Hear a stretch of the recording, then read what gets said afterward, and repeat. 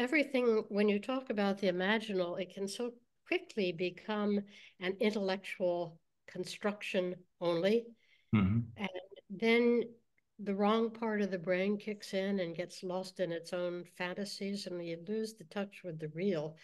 But for me, the connection with the imaginal uh, has got two bearing points on it. You know, the first of all being my deep groundedness in the Christian mystical tradition, and second being the death of my beloved and partner Raphael, brother Raphael Robin, which happened in 1995, and he told me full clearly that our purpose in the time that he knew was be short in his life was to form a relationship which would uh, eh, which would reach from here to eternity.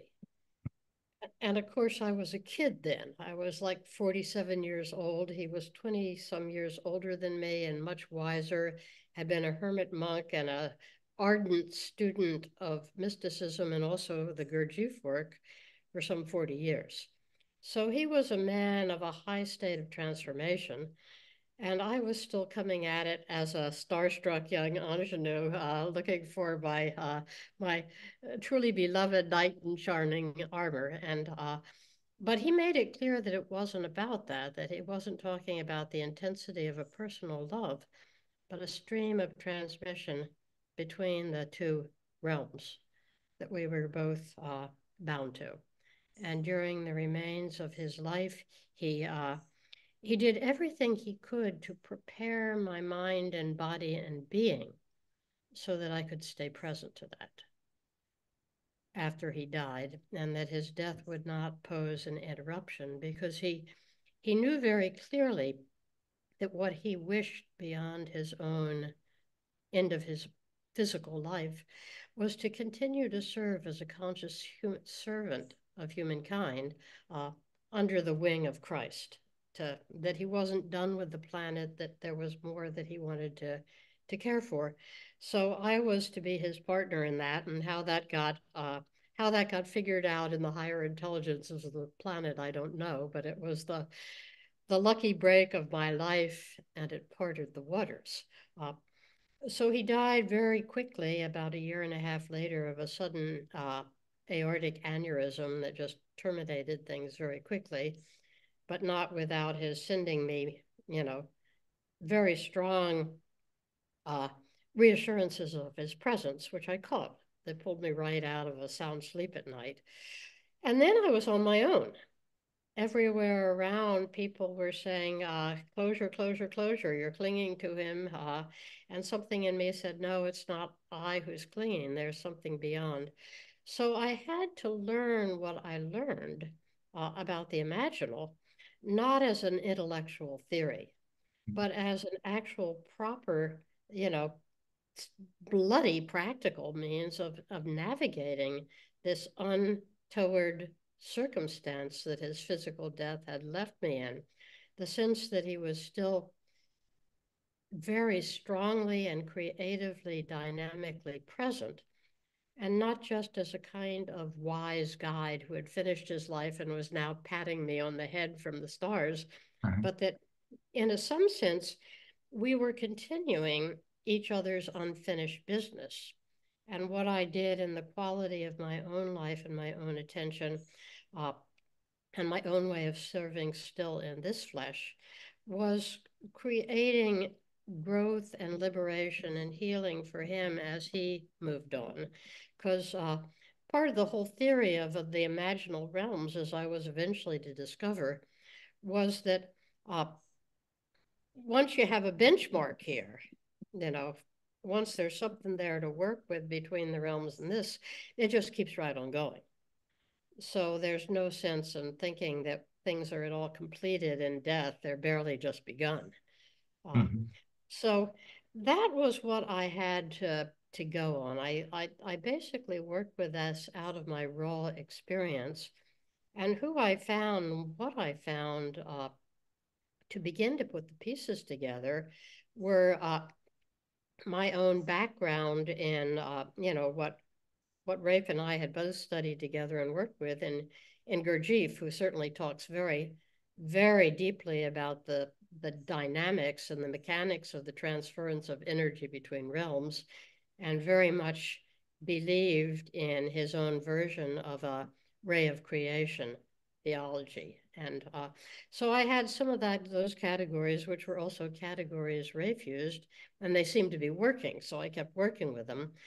And then I bumped into along the way the wonderful mystical teachings of Jacob Burma, and then the whole wonderful Sufi, or actually it's pan-Islamic. It's called uh, Islamic Platonism, coming out of the wake of Ibn al-Arabi and others, that goes on to develop a whole beautiful series of the imaginal interface between the realms.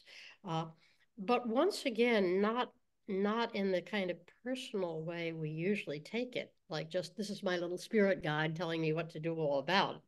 It's not all about me. It's about a technology of giving and receiving between the worlds.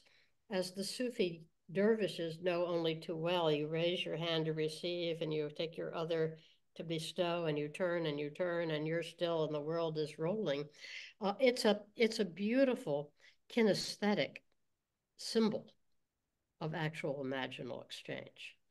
So the Sufi teachers buoyed me, and and it was out of those pieces that I put together my own working roadmap of this terrain, again with the understanding that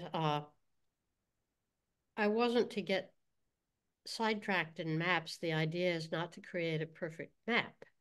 Mm-hmm. The idea is to get just the barely minimal structure under you so that you can steer something resembling a steady course and understand the pitfalls. And when you make a mistake and screw up, it gives you a printout about why, and also suggests how to correct back. And if you make the right corrections, things go on again. So my experience of this is primarily experiential and practical, not theoretical. And there's nothing in what I've done that derives from having a map in advance and then trying to fit my, my experience into it. It really is a completely reciprocal self-revelation, dynamic, ongoing revelation between reality as I live it and the larger pictures that I find. So that would be the first bite, and I could continue from there, or I could take a break and let you ask questions or respond to that, whichever you would prefer. I would like to unravel a little bit the term imaginal, also for our listeners, because to some degree, what you're describing, I also came from, let's say, the other side, being heard, as I heard about the distinction that somebody like Corbin made about the imaginary in the imaginal, opened for me an understanding of reality, what is real, where I all of a sudden could see that things that one could say this is just fantasy, maybe something that is just an opening up of perception, where you use the word symbolic.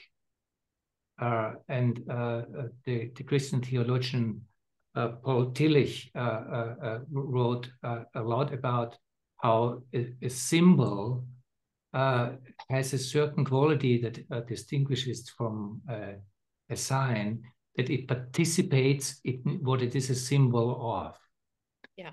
And that kind of allowed me to understand that a lot of reality that we usually think this is just myth, a Christian myth out of it, is in fact reality as a myth. So that there's something opening up that also opened up my understanding of Christianity in a different way, where all of a sudden reading something, the Bible, and reading the symbolic layer of what the text is talking about, all of a sudden I felt myself in direct relationship with forms of talking about and experiencing the sacred in all different ways. Yeah. And being interested in something that I also would call secular or post-secular spirituality, so that there is also a dialogue between a rational, secular understanding of the world. All of a sudden, the imaginal opened something where I could see that things that are seemingly, because they are so subtle, are not real, are in fact even more real. And people like Ibn Arabi are basically, the little I understand about his work is all about being open to these subtle forms of reality that we find in those ways. And your story with your mentor and the way that you started to communicate between the realms, all of a sudden didn't seem to be a fairy tale anymore, but it is something that I have to open up myself, that this is a form of reality, that our materialist understanding of reality as a culture needs to be open to. And this is the reason why I see someone like you as a big eye-opener of something that I looked over most of my time. And where I also, because you make the point, this is not just a map or something, this is a reality that you're living in, and a reality that you're working with, that I just would hear more from you how you see this as a reality. Yeah. Well, that's a very good question. And first of all, I think for anybody who may be listening to this presentation, it's important to say over and over and over that imaginal does not mean imaginary. Yeah. It's a very, very close confusion, and it was probably an unfortunate term of use of terminology in the first place. It was Henry Corbin, the great Islamic Christian scholar, who gave it that name, translating an Islamic concept, which I won't sort of butcher in Arabic, but the idea is that it is not less real. It's not something that you make up in your mind using your own fantasy, but it corresponds to a level of reality that is both more subtle and more real than our mind alone can pick up. And the reason we miss it is not because it's unreal, but because it's subtle and we aren't trained to look that way. And so, as you say, you miss it because we keep trying to revert things back to our intellectual Cartesian mind, which is unable to pick up the nuances. It's sort of like, to use a really simple example, that here in America, we've gone crazy about using plastic fences. You know, people can make out of plastic things that look like nice little fence posts and little picket fence and give you the impression when you just look at it, oh, it's a beautiful fence. And then everybody applauds and says, and we don't have to paint it. It will last forever. But to anyone with an eye to see it, it looks like a plastic imposter. Mm.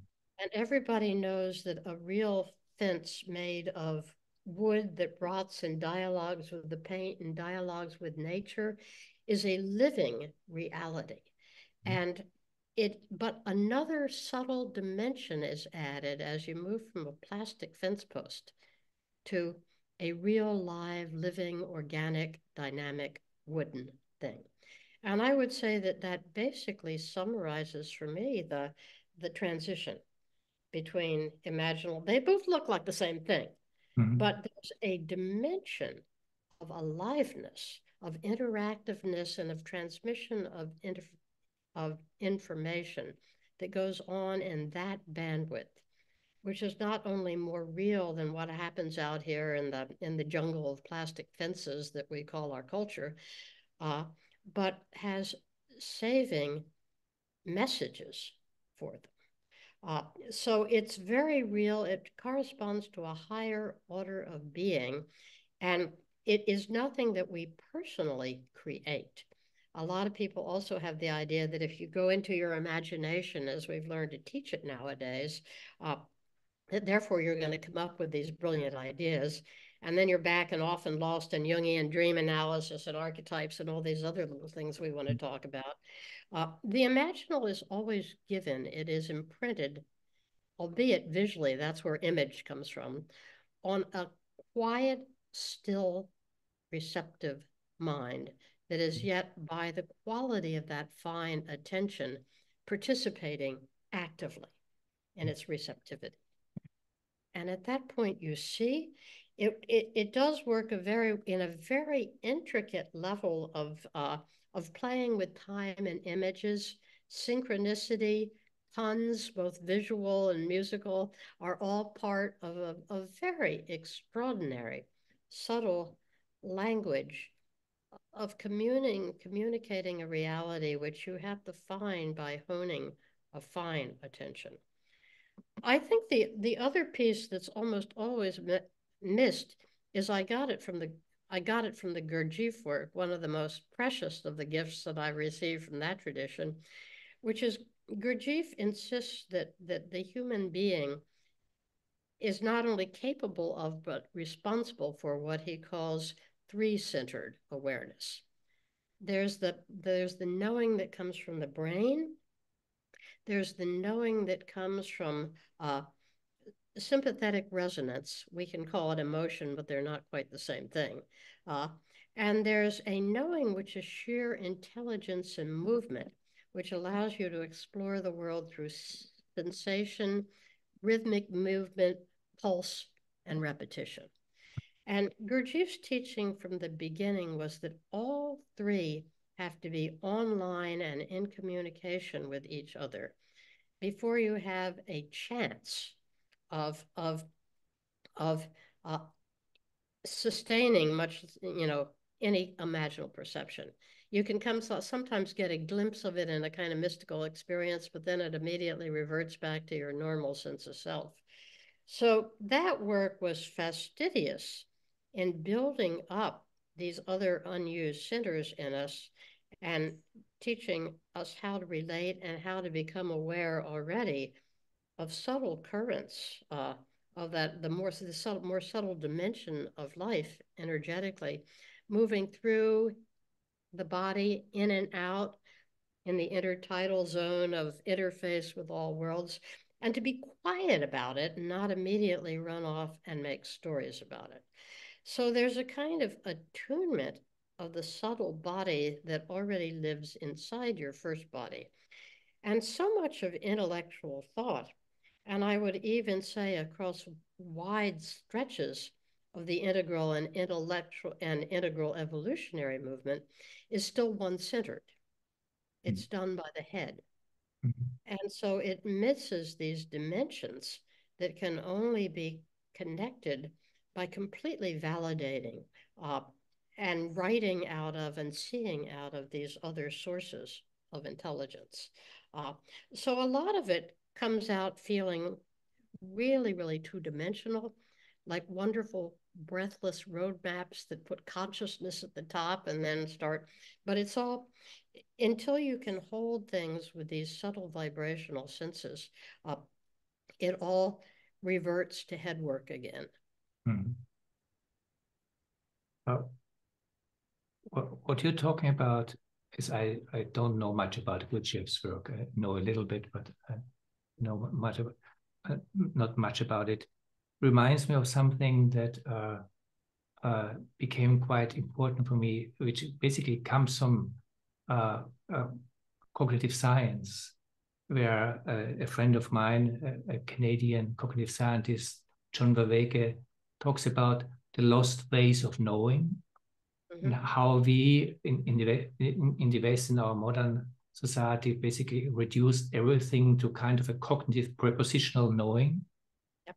But there are other knowing centers that are perspectival knowing and participatory knowing. Yeah. And talking about the subtle realm and talking about recognizing that the imaginal realm is something that I can participate in is a different form of recognizing the reality of this than having kind of an idea about it or a map about it.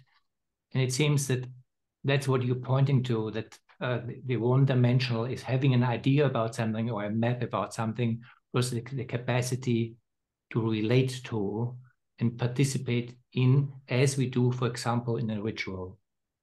Yeah. Well, that's half of it, Thomas. And I think the other half of it, though, is that the self changes in three-centered knowing. And this is where all the map and all the feedback we're getting about non-duality from cognitive science helps. That the mind we use, that we've built Western civilization on, is a mind that has as its basic algorithm of perception an I, a subjectivity on the inside, and objects that it's always relating to and projecting itself back, getting information from them and bringing it back to this center called I, which we prejudice as the kind of real inner. So that's what dualist perception means when you look at it cognitively and forget all the value judgments and philosophies that are built on it.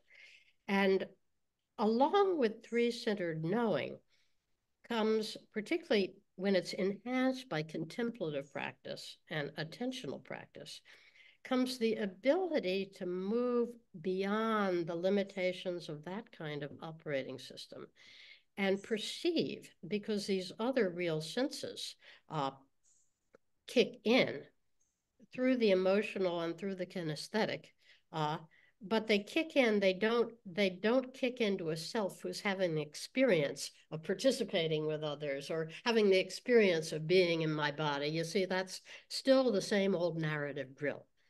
So the self that is receiving and holding and growing into selfhood in the imaginal kingdom is a whole different nature of selfhood derived by a different perceptual system.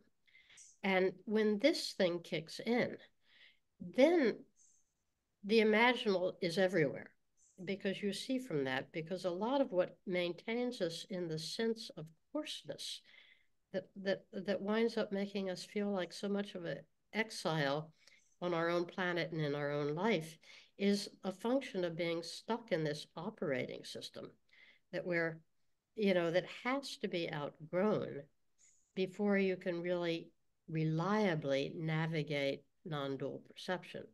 But ultimately, you can't have your cake and eat it too.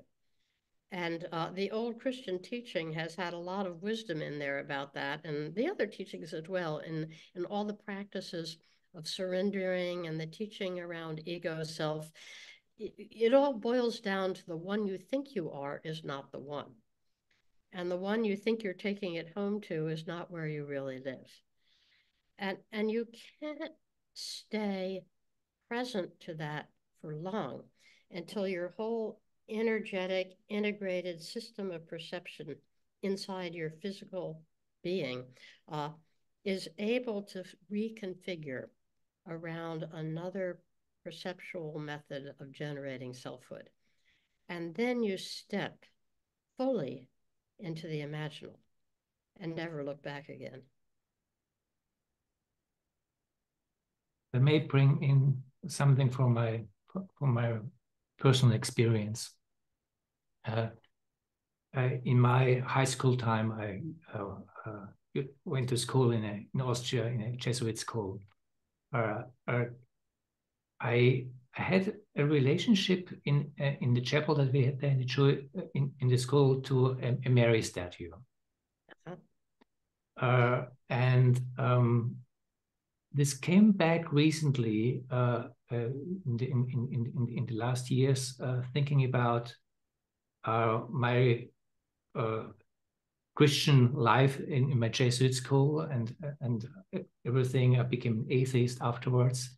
But there is something that I experienced with this statue where the way I would talk about it right now, the statue showed me a kind of reality that you also can put in different symbolic contexts, like in Indian goddess experience. But I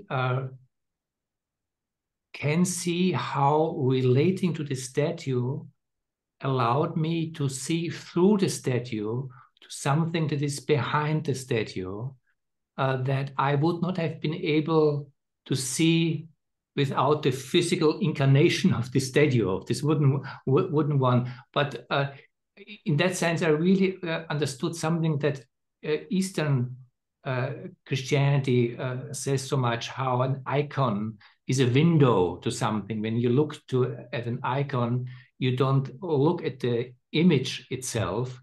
The image is something that basically, as a window, opens you to see something beyond it, which I very much relate to an opening of something that is an imaginal symbolic reality that is more real than just my physical reality that we usually relate ourselves in. Yes, 100% and beautifully stated. And, when you were sharing your story, I had the very strong impression it was strongest at the start of what you were saying, that Mary has never abandoned you and that she has for all your life had you in hand. And, I can almost see her blue robes around and over you right now. There's something, it was just a fleeting impression, but it was so strong that what you instantly perceived in a way that was, in some ways childlike and immature and filtered through all the sort of edgy philosophies of the Jesuits, nevertheless had a living stream. But I think it had a living stream because it connected not to an it. It's not that there was something standing behind the image. There's some one standing behind the image. And I learned this very much from Rafe, that very often when we swim around in these higher imaginal worlds, we turn it into what Kid Wilber calls the great I-it. Mm-hmm. We think of it as things and energies and powers and beings and that we want to have. But if anybody is going to live beyond the grave as a conscious, intelligent person, they've got a center of self constellated in this deeper and more subtle world. And all these great ones that we pray to are connections, not just with the source of power that they represent, but with their own tender caring.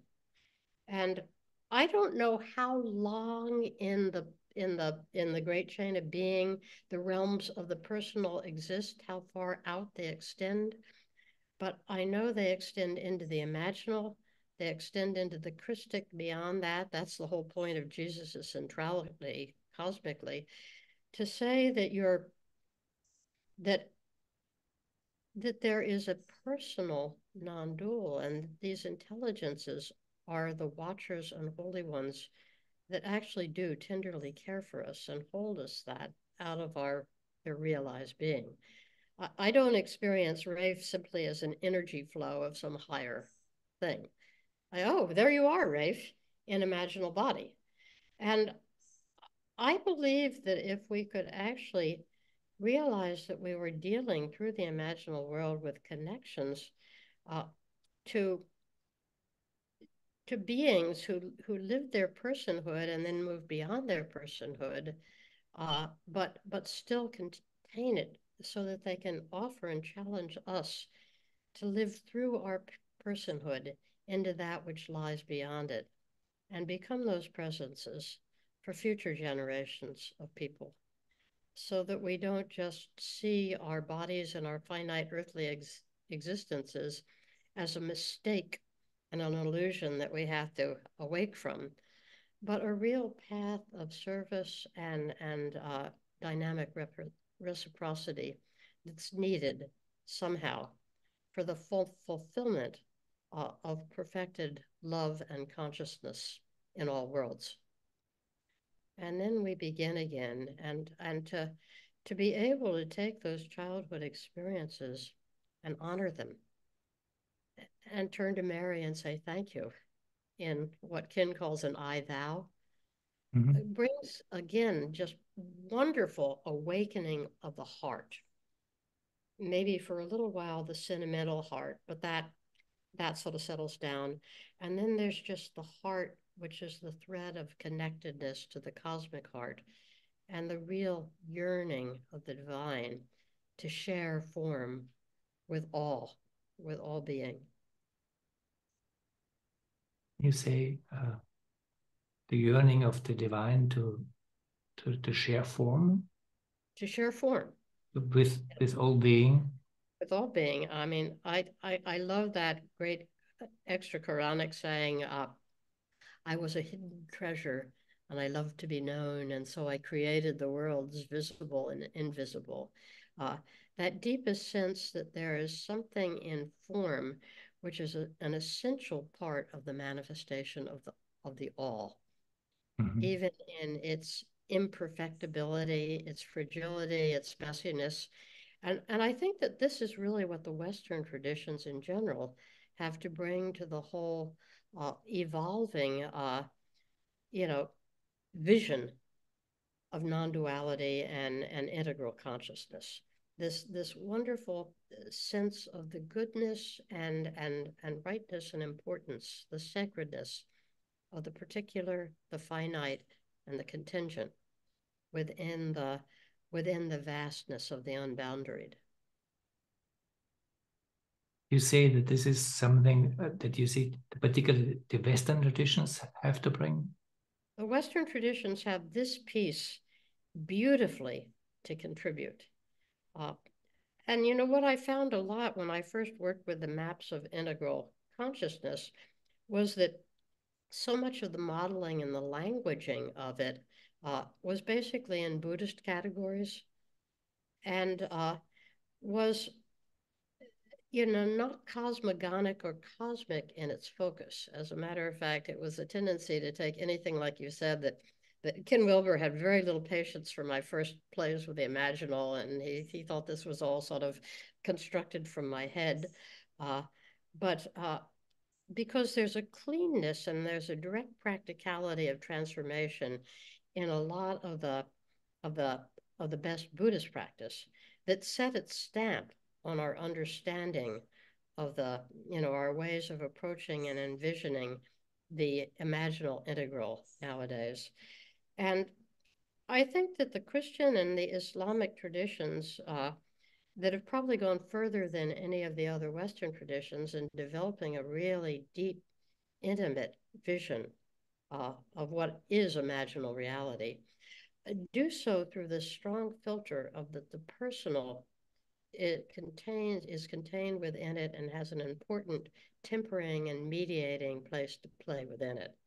So that's an emphasis that you don't have, as I found, uh, articulated so strongly in the Asian traditions, which have basically set the paradigm. Certainly, this has been the case in Ken Wilber's work for uh, the full understanding of the dynamic cycle in which form and formlessness are continually regenerating and interpenetrating each other.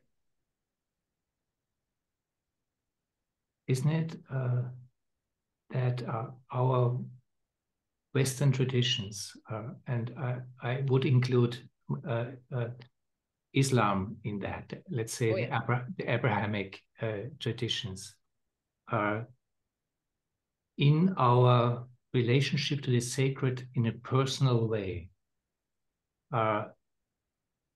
in the way we develop us as in our individuality, in an I-thou relationship to the absolute, and also, let's call it, now let's stay with the big thou. There's something where we are, particular because it is personal, also very much in relationship to a thou, and that imaginal, as it shows up, is not kind of an energy field and a reality that has an it quality, but it is speaking to me, and I can relate to it, him, her, and also it is the relationship quality that really opens up the sacred in our tradition. Yes, exactly.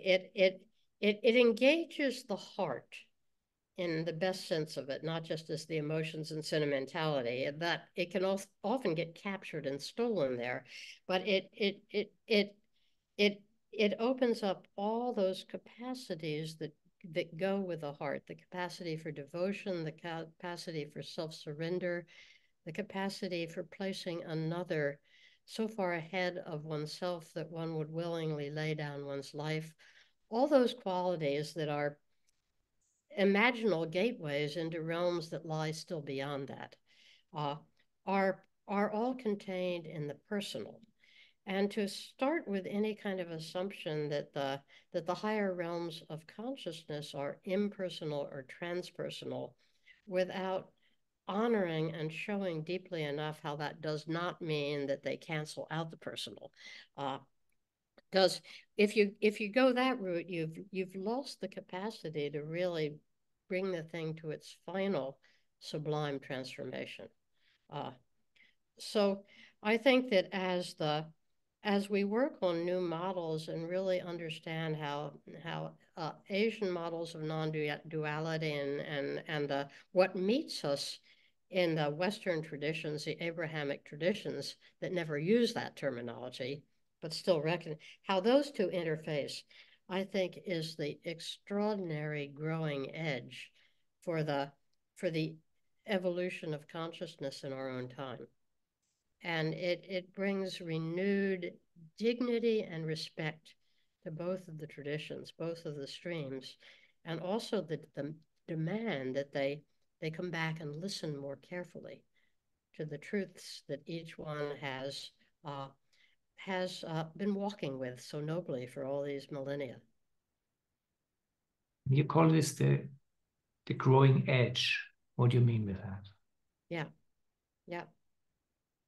Yeah, I mean, I think that this kind of exactly the dialogue that you and I are having today is really a meeting of grounds in which we try and understand terms like the heart, the personal, three-centered awareness, non-over intellectualization of things, all of this sort of really rich nuances have to be explored together before we can really understand what integral means, not just as a higher level of consciousness, but as a encompassing depth that somehow holds all these ways of seeing.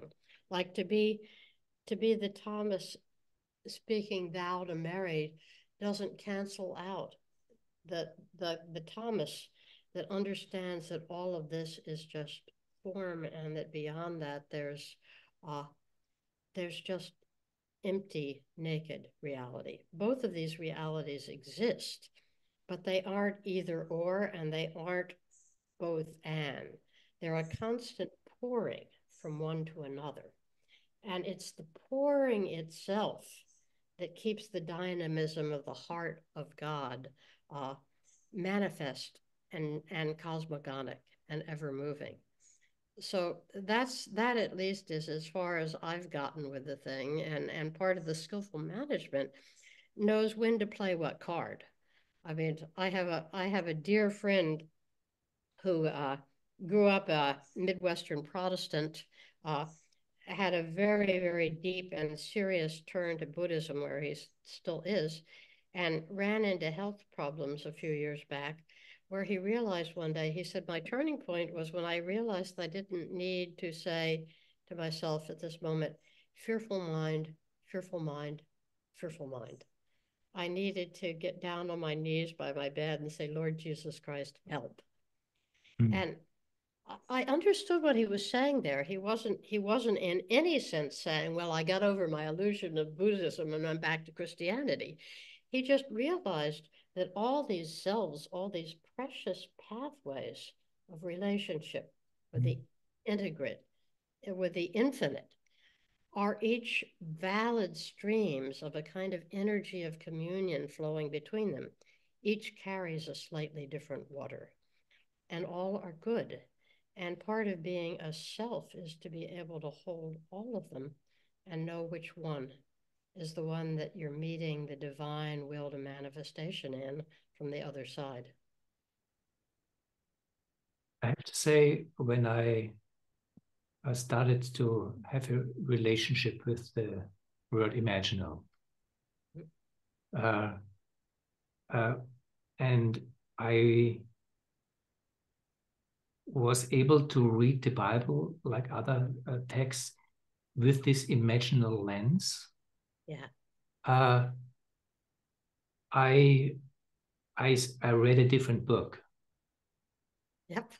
Uh, and what before was just mythological stories that you don't really believe in, they spoke to you because of the capacity to have a relationship in an I-thou form with this imaginal reality that speaks from a dimension that is different than my usual understanding of a material reality, but it is Yep. it is much more real because it's much closer to my heart.